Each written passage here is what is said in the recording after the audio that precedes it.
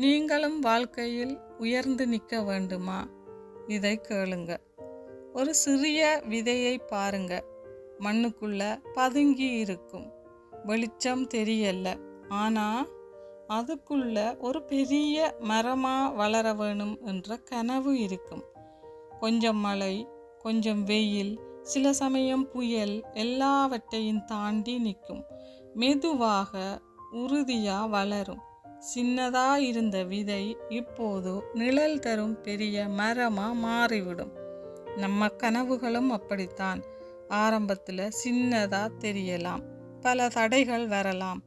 ஆனா நம்பிக்கையோட விடாமுயற்சியோட போராடினா நீங்களும் எதிர்பார்த்ததை விட பெரிய வெற்றியை அடையலாம்.